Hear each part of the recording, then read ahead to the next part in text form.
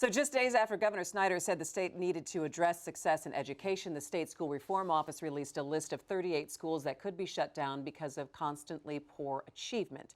That number includes 16 schools in Detroit, plus 8 that are part of the EAA, also some schools in Pontiac, Saginaw, Benton Harbor, Kalamazoo. Now we'll know in a few months if indeed the schools will shut down, but some could stay open if there isn't a better option nearby. But that doesn't rule out any other type of intervention. This list was based on the last 2 years of new state testing, in addition to the old MEEP test. Of a couple of problems that I kind of have seen with this over the last week was that the governor addressed this in the State of the State address last week. He talked about education, but said nothing about the school reform office. And then Friday, an hour before a new president was going to be inaugurated, this press release came out saying, these are the schools on the list. And it kind of got buried a little bit. But this is something that we've been talking about enforcement of, all right, now that these schools haven't been doing well, they need to be shut down or something needs to be changed. But the ... is how does that actually work?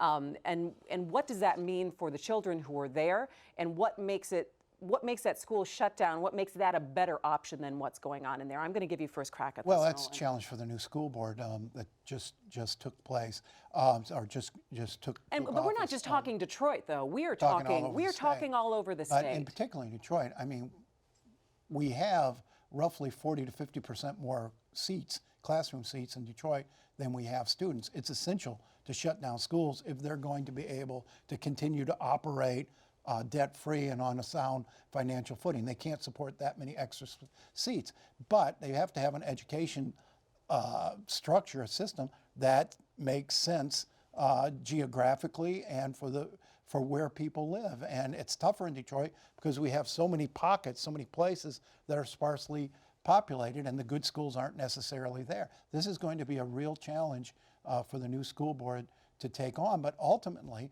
it's the right thing to do. You want to get rid, when you have too many schools, you want to get rid of the bad ones. So this is the first time that we're really seeing the state school reform board flex their muscle in this Right. way, but there's not even really total agreement at the state level, even from the legislature, whether they should have the power to be able to do this or if they're doing it the right way. Right. Well, I mean, there's no obvious plan here to move these kids to a better space. We have a map in the paper today that shows where these schools are located and all the schools that are around them and ranks them according to how they do on the tests. And for most of these schools... So looking at the better options. Right. So are there better options? What are the better options?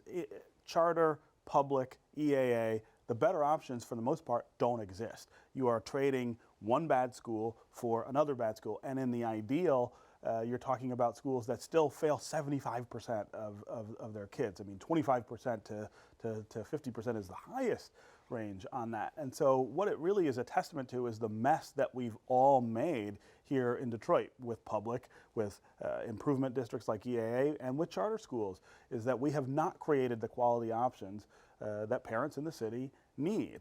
So if you are stuck in a school that's not performing, what alternative do you have? And this is not new. I mean, as a parent who operates in that system, I'll tell you, there's not great quality choices all over the place. There are not sufficient choices in many places. And so this map and this effort by the State Reform Office really brings into focus the fact that we just are not providing what we need for people in the city. So closing those schools is not a solution of any kind. It doesn't solve any of the problems that we have. So you talk about the next steps in Detroit, Nolan, and you know, the interim superintendent, Alicia Merriweather, has been talking about, look, we've got to get together some kind of comprehensive plan to address that. And I think that they have so far in the beginning of the year. She's had at least a plan, and they're working with the EAA because some of those schools are coming back into the Detroit district. But what kind of guidance should they be looking for in terms of, okay, gosh, if you have,